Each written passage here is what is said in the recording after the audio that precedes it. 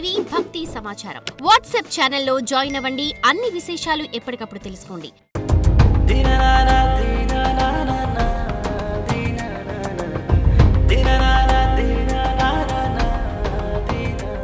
ఓం నమః శివాయ ఓం నమః శివాయ ఓం నమః శివాయ ఓం నమః శివాయ.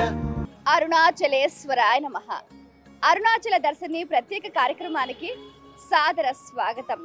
స్మరణ మాత్రేన పరమ ముక్తి ఫలద కరుణామృత జలది అరుణాచలమిది అంటూ భగవాన్ శ్రీ రమణ మహర్షి గారు అరుణాచల వైభవ ప్రాభవాన్ని ఎంతో అద్భుతంగా వివరించారు. దానికి తగ్గట్టుగానే ఈ అరుణగిరి అనేది కైలాస పర్వతం కంటే కూడా పూర్వం నుంచి ఉందని మనకు పురాణాల ద్వారా అవగతమవుతుంది. ఇక్కడ అరుణగిరి అంటే సాక్షాత్తు శివ స్వరూపమే.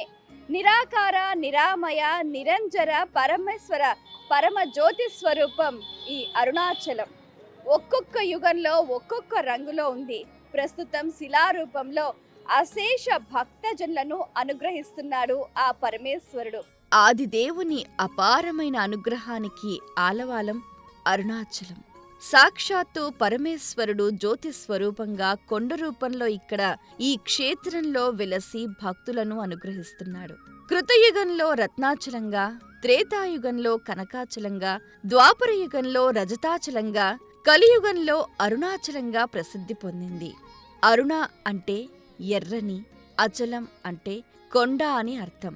దీన్నే తిరువణ్ణామలై అని కూడా అంటారు. జటాటవీగలజ్జల ప్రవాహ పావితస్థలే గలేవలం జలంబితం కుజంగుతుంగమాలికా రమట్టమట్టమట్టమట్టినాదవంతమర్వయం చకార చండతాండవం తనోతు నః శివ శివం. అరుణాచలంలో శివుడు 3 స్వరూపాలలో భక్తులకు దర్శనమిస్తూ ఉంటాడు. ఒకటి అరుణగిరి రూపంలో, అరుణగిరిపై ఉన్న వటవృక్షం కింద దక్షిణామూర్తి స్వరూపంలో, ఇక్కడ అరుణాచలంలో గర్భాలయంలో స్వామివారు లింగ రూపంలో భక్తులను అనుగ్రహిస్తూ ఉన్నారు. పంచభూత లింగ క్షేత్రాలలో అరుణాచలం అగ్నిలింగ క్షేత్రం. మరి ఈ క్షేత్రానికి సంబంధించి ఈ అరుణగిరి చుట్టూ 24 కిలోమీటర్ల దూరంలో ఎవరు ఎటువంటి నోములు వ్రతాలు చేయకుండా వారికి ముక్తి లభిస్తుంది అన్నది ప్రతీతి. మరి ఈ అరుణగిరి చుట్టూ కూడా ఎన్నో శక్తి కేంద్రాలున్నాయి. వాటన్నిటినీ కూడా ఒక్కొక్కటిగా దర్శించుకునే ప్రయత్నం చేద్దాం, పదండి. దేవగణార్చిత సేవితలింగం భావైర్భక్తిభిరేవ చ లింగం దినకర కోటి ప్రభాకరలింగం తత్ప్రణమామి సదా శివలింగం. అరుణాచల దర్శిని కార్యక్రమంలో భాగంగా అరుణాచలం కొండ చుట్టూ ఉన్న ఒక్కొక్క శక్తి కేంద్రం గురించి తెలుసుకునే క్రమంలో ముందుగా మనం ప్రధాన గోపురం దగ్గర నుంచి మొదలు పెట్టాం. ఆ తర్వాత మొట్టమొదటి లింగం ఇంద్రలింగం. ఒకానొక సందర్భంలో ఇంద్రుడు తన ఆధిపత్యాన్ని కోల్పోగా తర్వాత ఇక్కడ అరుణాచలానికి వచ్చి పరమేశ్వరుని అనుగ్రహం పొంది తిరిగి తన అధికారాన్ని పొందాడు. దానికి కృతజ్ఞతాపూర్వకంగా ఇక్కడ ఈ ప్రదేశంలో అరుణాచలేశ్వరుని ప్రార్థిస్తూ ఒక లింగాన్ని ప్రతిష్ఠించారు. అయితే ఇక్కడ ఈ లింగాన్ని దర్శించిన వారికి ఎవరికైనా జీవితంలో వారికి కీర్తి ప్రతిష్టలు అలాగే ప్రమోషన్ లభిస్తుంది అని చెప్తుంటారు. ముఖ్యంగా ఇంద్రలింగాన్ని దర్శించుకున్న వారికి ఆయుష్ కీర్తి ప్రతిష్టలు లభిస్తాయన్నది ప్రతీతి. మరి ముందుకు వెళ్ళి మరిన్ని ప్రదేశాలని దర్శిద్దాం. దేవగణార్చిత సేవితలింగం భావైర్భక్తిభిరేవ చ లింగం దినకర కోటి ప్రభాకరలింగం తత్ప్రణమామి సదా శివలింగం. అరుణాచలం కొండ చుట్టూ మనకు 8 లింగాలున్నాయి. అందులో భాగంగా ప్రస్తుతం మనం అగ్నిలింగం దగ్గర ఉన్నాం. మనం గమనిస్తే 8 లింగాలలో 7 లింగాలు మనం వెళ్ళే గిరివాలం ప్రదేశంలో అన్నీ కూడా ఎడమ పక్కకుంటే ఈ ఒక్క అగ్నిలింగం మటుకు కుడివైపుగా ఉంటుంది. ఇక్కడ ఈ లింగానికి అధిపతి చంద్రుడు అని చెప్తూ ఉంటారు. మనకు చంద్రుడు మనకారకుడు అని చెప్తూ ఉంటారు. ఎవరికైనా మనసు కకావికలమైన మనశ్శాంతి లేకపోయినా అలాగే ఆపదలో ఏవైనా సమస్యలు ఎదురైనా కూడా వాటన్నిటినీ కూడా ఇక్కడ ఈ స్వామివారి దర్శనం చేత మనకు అన్ని ఆపదలు తొలగిపోతాయి అన్నది ప్రతీతి.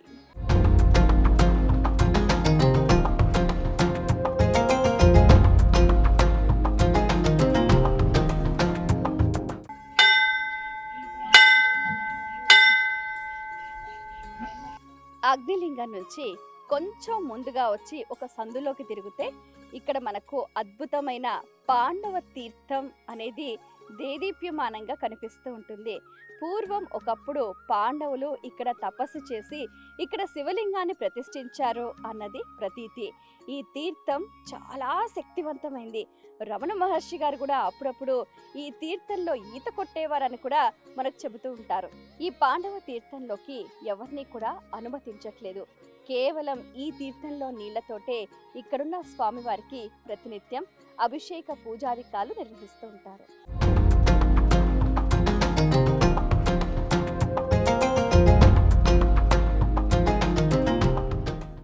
ప్రస్తుతం మనం శేషాద్రి ఆశ్రమం దగ్గర ఉన్నాం. ఈయన కామాఖ్య అమ్మవారి అనుగ్రహంతో జన్మించారు అన్నది ప్రతీతి. చాలా శక్తివంతమైన ప్రదేశం. ఇక్కడ శేషాద్రి స్వామి సజీవ సమాధి పొందారు. ఇది నిజంగా చెప్పాలి అంటే కార్యస్థలం, కార్యజయం కలిగించే ప్రదేశం అని చెప్తూ ఉంటారు. ఎవరైనా కానీ శేషాద్రి ఆశ్రమానికి వచ్చిన వారు కాసేపు కూర్చొని ధ్యానం చేస్తే వారు మనసులో అనుకున్నది ఖచ్చితంగా ఆ కార్యం నెరవేరుతుంది అన్నది కూడా ప్రతీతి. అలాగే శేషాద్రి ఆశ్రమంలో చాలా మంది యోగులు కూడా సిద్ధి పొందారు. వారి సమాధులు కూడా మనకు చాలా ప్రస్ఫుటంగా ఇక్కడ మనకు కనిపిస్తూ ఉన్నాయి. చాలా మంది కూడా వచ్చిన ప్రతి ఒక్క భక్తులు కూడా తప్పనిసరిగా శేషాద్రి ఆశ్రమాన్ని సందర్శించి కాసేపు ఆ స్వామివారిని స్మరిస్తూ ధ్యానం చేస్తూ ఉంటారు. ఇక్కడ ఈ శేషాద్రి స్వామివారిది మరొక ప్రత్యేకత ఏమిటంటే ఇక్కడ ఈ అరుణాచలంలో ఉన్న రమణ మహర్షి గారిని మొట్టమొదటిసారిగా రమణ మహర్షి గారు వీరే అని లోకానికి పరిచయం చేసింది శేషాద్రి స్వామి. దాదాపు 1500 సంవత్సరాల క్రితం అతి పురాతనమైనది, అద్వితీయమైనది, శక్తివంతమైనది మేధా దక్షిణామూర్తి ఆలయం. ఇక్కడ చాలా అద్భుతంగా దేదీప్యమానంగా స్వామివారు భక్తులకు అనుగ్రహాన్ని అందిస్తూ ఉంటారు. ఇక్కడ ఈ స్వామివారికి చేసే అలంకరణ కనుల పండుగగా ఉంటుంది. రకరకాల పుష్ప మాలికలను దక్షిణామూర్తి వారికి అందంగా అలంకరిస్తూ ఉంటారు. ఇక్కడ స్వామివారిని దర్శించి నమస్కరిస్తే చాలు ప్రతి ఒక్కరికి కూడా మేధస్సు, ప్రజ్ఞ వృద్ధి చెందుతుంది అన్నది ప్రతీతి. మనం గమనిస్తే అరుణాచలం కొండపైన కూడా స్వామివారు వృక్షం కింద దక్షిణామూర్తి స్వరూపంలో ఉంటారు అని మనం తెలుసుకున్నాం. దానికి తగ్గట్టుగానే మనం కొండ ప్రాంతంలో గిరివాలం వెళ్ళే దారిలో ఇక్కడ స్వామివారు ముందుగానే భక్తులకు తన అనుగ్రహాన్ని అందిస్తూ ఉన్నారు.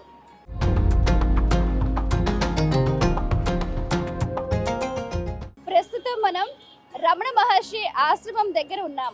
అరుణాచలంలో చాలా ముఖ్యమైన ప్రదేశం రమణ మహర్షి ఆశ్రమం. వీరి ద్వారానే ప్రపంచ దేశాలు నేడు అరుణాచలానికి విచ్చేసి ఆ స్వామివారి సేవలో తరిస్తూ ఉన్నారు. అయితే ఇక్కడ రమణ మహర్షి ఆశ్రమంలో చూడదగ్గ ప్రదేశాలు దాదాపుగా 18కి పైనే ఉన్నాయి. ఇక్కడ వారి తల్లిగారికి సంబంధించి వారి తల్లిగారి సమాధిని మాతృభూతేశ్వర ఆలయం అంటూ కూడా ఎంతో చక్కగా నిర్మించారు. ఇవే కాకుండా రమణ మహర్షి గారు నిత్యం కూర్చొని భక్తుల్ని అనుగ్రహించే ప్రదేశము, బావి, ఇలా మనం గమనిస్తూ ఉంటే చాలా అద్భుతమైన ప్రదేశాలు రమణ మహర్షి ఆశ్రమంలో మనకు కనువిందు చేస్తూ ఉంటాయి. వీటన్నిటికన్నా ముఖ్యంగా జ్ఞాన జిజ్ఞాసులు, విషయ ఆసక్తి కలవారు రమణ మహర్షి ఆశ్రమంలో కూర్చొని వారు సద్గ్రంథ పఠనం చేస్తూ ధ్యానం చేస్తూ ఎంతో జ్ఞానాన్ని పొందుతూ ముందుకు సాగిపోతూ ఉన్నారు. ఓం వినాయకాయ నమః. ఓం విఘ్నరాజాయ నమః. మీనాక్షి సుందరేశ్వర్లు వృద్ధ దంపతుల రూపంలో ఇక్కడికి వచ్చి వినాయకుడికి, అలాగే వినాయక స్వరూపంలో ఉన్న కావ్యకంఠముని గణపతికి, అతని తమ్ముడికి ఇక్కడ ఈ ప్రదేశంలోనే వారు అన్నాన్ని తినిపించి ఆ తర్వాత ఆ రోజు రాత్రంతా కూడా ఇక్కడే ఈ బండపైనే వారు శయనించారని, అంటే ఆది దంపతుల పాద స్పర్శత పునీతమైన పరమ పావన ప్రదేశంగా కూడా ఇది ఒక శక్తి క్షేత్రంగా కూడా పరిగణిస్తూ ఉంటారు.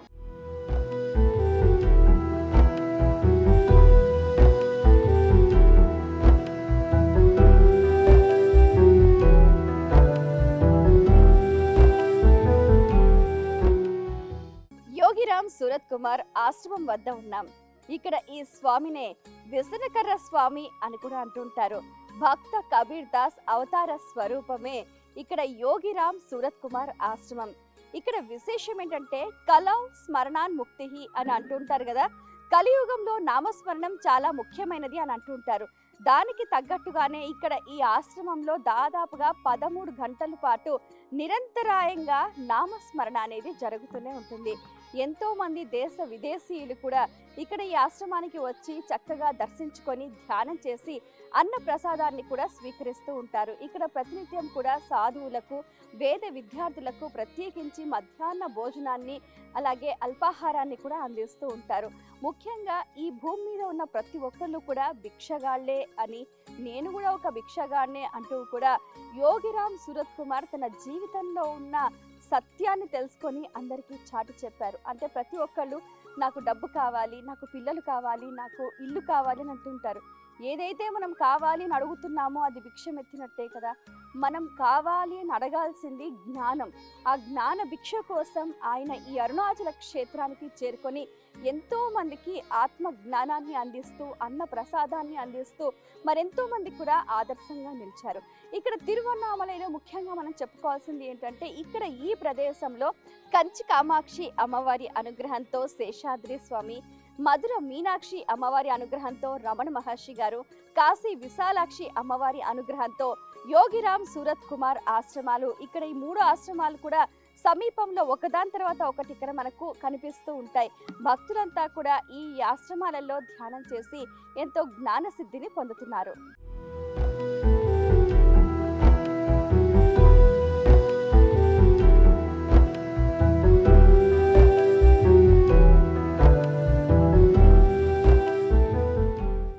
ఇక్కడ తిరువన్నామలై గిరివాలం వెళ్లే ప్రదేశంలో కూడా పాడుపడ్డ దేవాలయంగా కనిపిస్తున్న ఇది ద్రౌపదీదేవి ఆలయం. శిథిలావస్థలో ఉన్నప్పటికీ కూడా పతివ్రత శిరోమణి అయిన ద్రౌపదికి కూడా ఇక్కడ ఒక దేవాలయం ఉండటం విశేషం.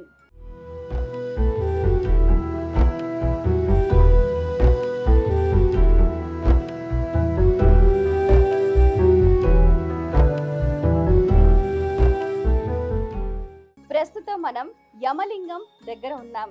ఇది చాలా శక్తివంతమైన ప్రదేశం. సాక్షాత్తు యముడే ఇక్కడ శివలింగాన్ని ప్రతిష్ఠించాడు అన్నది ప్రతీతి. ఎవరికైనా కూడా జీవితంలో అపమృత్యు భయం ఉన్నా కూడా, అలాగే ఎంతో చక్కగా యమ బాధల నుంచి వారు బయటపడాలన్నా కూడా ఇక్కడ ఈ శివలింగాన్ని దర్శిస్తే సరి.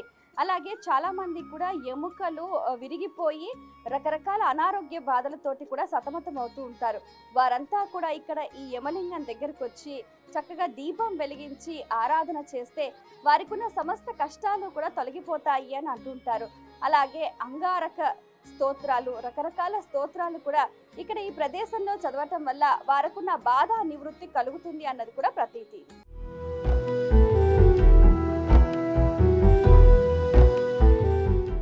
అరుణాచలం గిరి ప్రదక్షిణం వెళ్లే మార్గంలో అష్ట దిక్కుల్లో అష్ట లింగాలున్నాయి. వీటితో పాటు అష్ట నందులు కూడా ఉన్నాయి. ఇవి చాలా ప్రసిద్ధమైనవి. ఇవి చాలా వరకు ఎవరికి తెలియదు వాటి గురించి. అందులో మొట్టమొదటి నంది పృథ్వీ నంది. ఎంతో చక్కగా భూతత్వానికి ప్రతీకగా కూడా ఇక్కడ ఈ పృథ్వీ నందిని కొలుస్తూ ఉంటారు. గమనిస్తే కూడా మెడలో గంట, రుద్రాక్ష మాలలతోటి చాలా శుద్ధ సాత్వికంగా కూడా శివుణ్ణి నిరంతరం ధ్యానిస్తున్న యోగముద్రలో ఇక్కడ ఈ పృథ్వీ నంది మనకు దర్శనమిస్తోంది. గణనాయకాయ గణదైవతాయ గణాధ్యక్షాయ ధీమహి గుణశరీరాయ గుణమండితాయ గుణేశానాయ ధీమహి. గిరివాలం వెళ్లే దారిలో రోడ్డు జంక్షన్ కి లెఫ్ట్ సైడ్ కింద పేమెంట్ పైన ఎంతో చక్కగా వలంబూరి గణపతి మనకు దర్శనమిస్తూ ఉంటాడు. ఈ గణపతి క్షిప్ర ప్రసాది.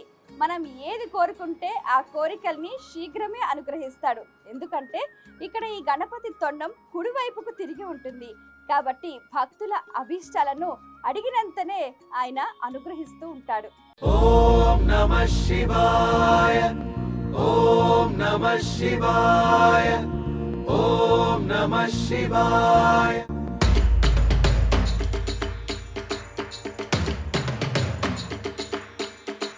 ప్రపంచంలో మరెక్కడా లేని విధంగా దూర్వాస మహామునికి ఇక్కడ ఆలయం ఉంది.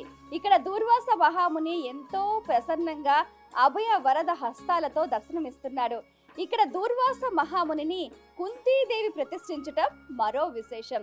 ఇక్కడే ఈ ఆలయ ప్రాంగణంలోనే వేప చెట్టుకి చాలా మంది భక్తులు సంతానం లేని వాళ్ళు ఒక పసుపు గుడ్డలో రాయిని పెట్టి ఆ చెట్టు కడుతూ ఉంటారు. అలాగే సొంత ఇల్లు లేని వాళ్ళు గృహయోగం కోసం ఇక్కడ రాళ్లు పేరుస్తూ ఉంటారు. అలా చేయటం వల్ల వాళ్ళ అభీష్టం నెరవేరుతుంది అన్నది ప్రతీతి.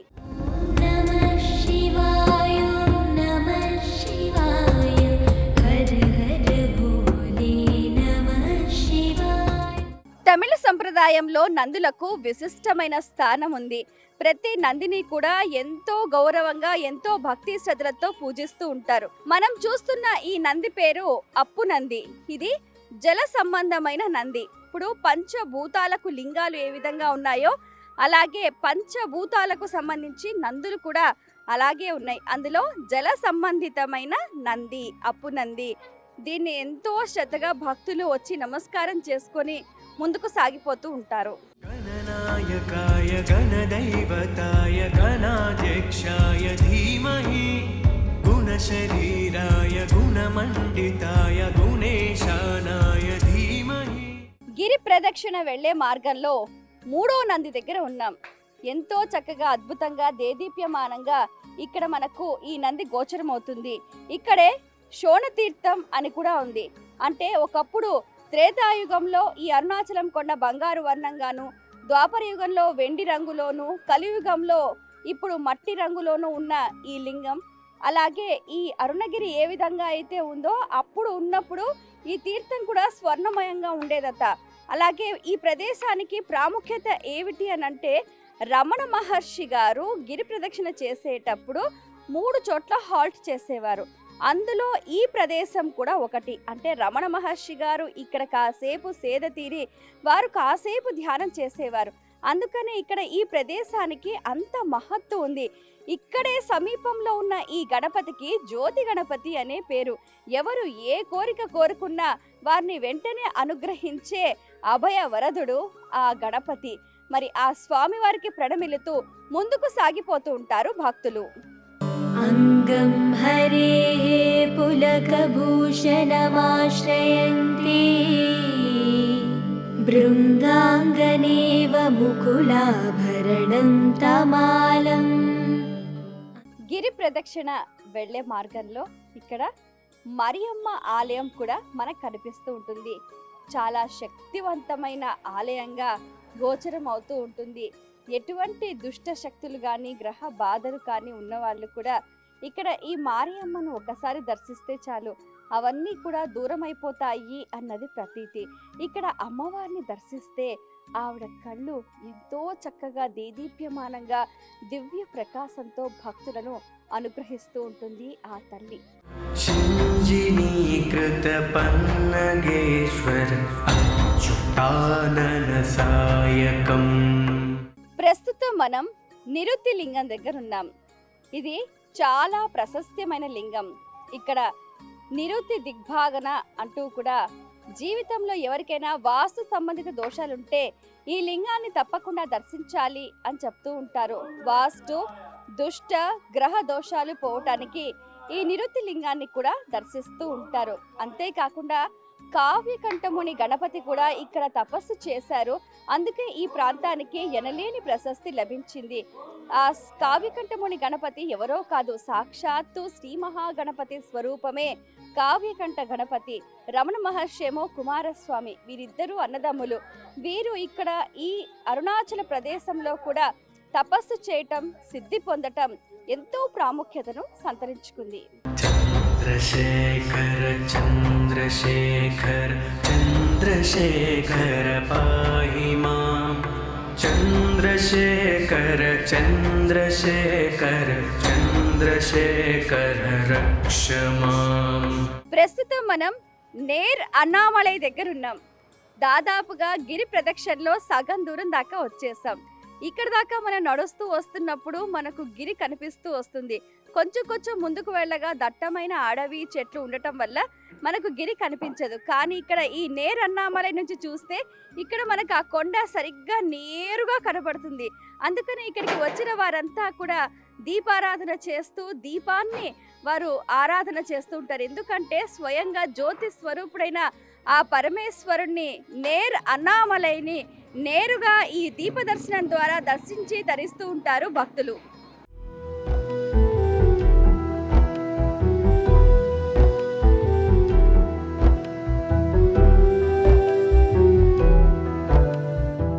ప్రస్తుతం మనం చూస్తున్నది ఆకాశ నంది.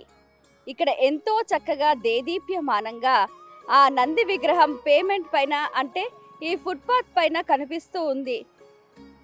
ఇక్కడికి దర్శనానికి వచ్చే భక్తులందరికీ కూడా పంచభూత లింగాలకు సంబంధించి ఈ నంది ఆకాశ నంది అంటే ఆకాశ తత్వం, సర్వం విశాలమైనది, సర్వం శక్తిమయం, సర్వమూలమిదం జగత్ అన్న ఒక ఆకాశ తత్వాన్ని తాను దర్శిస్తున్న తీరు ఇక్కడ మనకు గోచరమవుతోంది. హే స్వామినాథ కరుణాకర దీన బంధో శ్రీ పార్వతీ సముఖ పంకజ పద్మ బంధో. ఇదే పళని ఆండవార్ క్షేత్రం. ఇక్కడే కుమారస్వామి ఈ తిరువణామలై క్షేత్రంలో తాను తపస్సు చేశారు, భగవత్ అనుగ్రహాన్ని పొందారు. సాక్షాత్తు కుమారస్వామి ఈ ప్రదేశంలో తపస్సు చేయటం వల్ల ఈ ప్రదేశానికి ఎనలేని ప్రశస్తి వచ్చింది. ఇక్కడ మనం కుమారస్వామిని దర్శిస్తే పళనిలో ఎట్లా ఉంటాడో సుబ్రహ్మణ్యేశ్వర స్వామి అచ్చం అలాగే ఎంతో చక్కగా దేదీప్యమానంగా సుందరంగా భక్తులకు తన దర్శన భాగ్యాన్ని అనుగ్రహిస్తున్నాడు. మాంగళ్యదాస్తు మమ మంగళ దేవతాయాః. ప్రస్తుతం మనం రాజరాజేశ్వరి దేవి ఆలయం దగ్గర ఉన్నాం. చూడ్డానికి ఈ ఆలయం చాలా చిన్నదిగా కనిపించినప్పటికీ ఈ క్షేత్రంలో ఉన్న అమ్మవారు చాలా శక్తివంతమైంది. ఎందుకంటే పార్వతీదేవి శక్తి పరిపూర్ణంగా ప్రకటితమైన అద్భుతమైన ప్రదేశం ఈ ఆలయం అన్నమాట. ఈ ఆలయంలో సప్త మాతృకలు దశమహావిద్యలతో పాటుగా శ్రీ రాజరాజేశ్వరి దేవి ఎంతో దేదీప్యమానంగా కన్నుల పండుగగా నేత్రానందభరితంగా భక్తులకు తన అనుగ్రహాన్ని అందిస్తుంది. ఇక్కడి నుంచి చూస్తే మనకు నేరుగా చిన్న కొండ మాత్రమే కనిపిస్తుంది. ఆ కొండే పార్వతీదేవి కొండ. అందుకనే ఇక్కడ పార్వతీ శక్తి అనేది మనకు ప్రస్ఫుటంగా కనిపిస్తుంది అని అర్థం. మనం గమనిస్తే కూడా ఈ తిరువణామలై మొత్తం కొండ కూడా 2 భాగాలుగా విభజించబడిందన్నమాట. ఒకటి శివుడు శక్తి, అలాగే అమ్మవారి శక్తి. ఇప్పటి వరకు ఒక 7 కిలోమీటర్ల వరకు కూడా శివశక్తి, ఇక్కడ నుంచి అమ్మవారి శక్తి చాలా ప్రస్ఫుటంగా మనకి ఇక్కడ గోచరం అవుతూ ఉంది.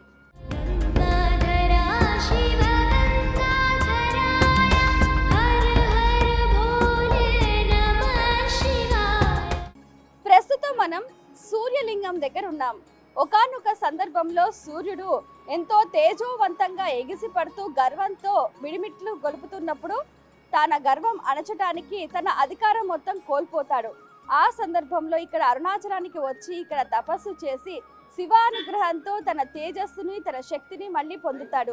ఈ విధంగా ప్రతి ఒక్కరికి కూడా ఆత్మ విద్యను, ఆత్మ జ్ఞానాన్ని, ఆత్మకారకుడు అయిన ఆ ప్రత్యక్ష భగవానుడైన సూర్యుడు కూడా ఇక్కడ లింగాన్ని ప్రతిష్ఠించాడు. కాబట్టి ఇక్కడ ఎవరైతే ఈ సూర్య లింగాన్ని దర్శిస్తారో వారికి ఆయుష్, ఆరోగ్యం, ఐశ్వర్యం లభిస్తుంది అన్నది ప్రతీతి.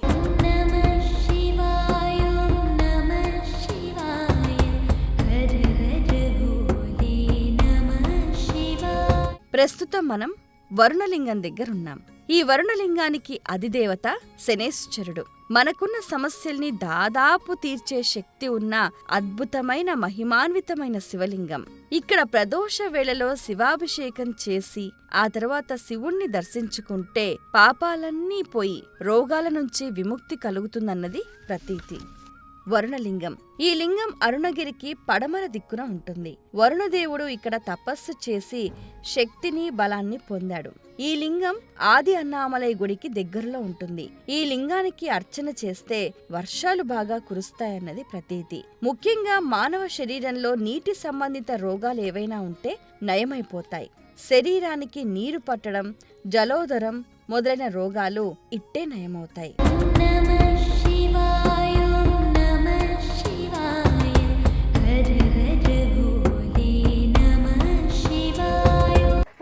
మనం ఆడి అన్నామలై క్షేత్రంలో ఉన్నాం. సాక్షాత్తు బ్రహ్మదేవుడే ఇక్కడ శివలింగాన్ని ప్రతిష్ఠించి పూజించాడు అన్నది ప్రతీతి.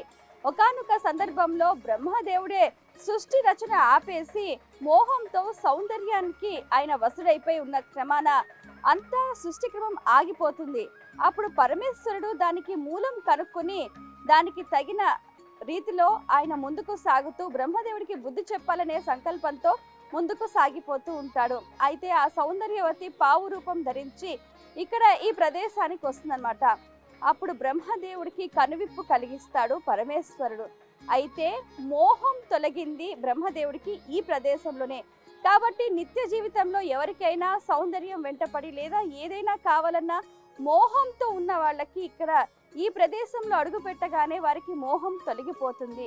నిజంగా మనిషి జీవితంలో ఆశ, పాశం, మోహం, అహం ఇవే ప్రధాన శత్రువులు. అవన్నీ కూడా ఇక్కడ ఈ అరుణాచలేశ్వరుడి దర్శనం వల్ల అవన్నీ రూపుమాసిపోయి శుద్ధ చైతన్యంతో కూడా జ్ఞానం రీతిగా ఆయన ముందుకు సాగే క్రమంలో ఇక్కడ ఈ అరుణాచలంలో అడుగడుగున ప్రతి ఒక్క క్షేత్రం విశేషంగా భక్తులను అనుగ్రహిస్తున్నాయి. ప్రస్తుతం మనం వాయులింగం దగ్గర ఉన్నాం. ఇక్కడ ఈ ప్రదేశంలో ఆ లింగాన్ని దర్శిస్తే ఎంతో పుణ్యప్రదం అని చెప్తుంటారు.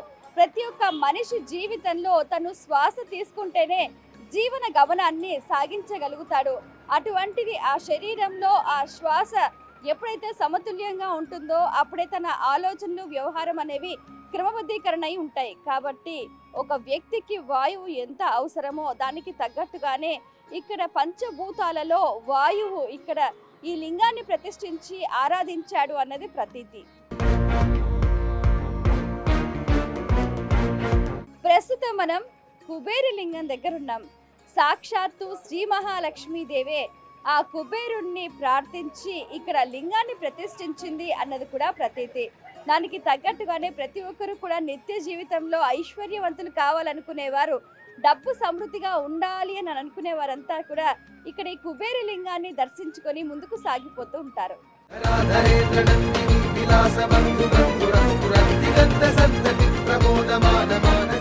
ప్రస్తుతం మనం ఈశాన లింగం దగ్గర ఉన్నాం. అష్టలింగాలలో చివరి లింగం ఈశాన లింగం.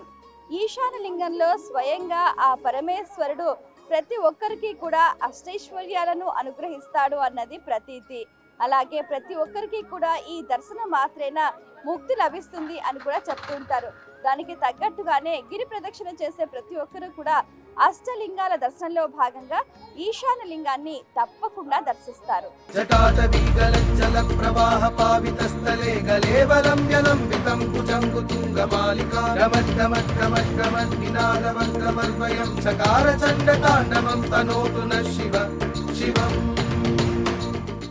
అరుణాచలం గిరి చుట్టూ ఉన్న అష్టలింగాలు, అష్టనందులు, ఎంతో మంది దేవీ దేవతలు, మరెంతో గురువులు, మరెన్నో పుణ్యతీర్థాల దర్శనాన్ని మీరంతా చేసుకున్నారు కదా. ఇది ఇవాల్టి కార్యక్రమం. మరో కార్యక్రమంలో మళ్ళీ కలుసుకుందాం. అంతవరకు సెలవు.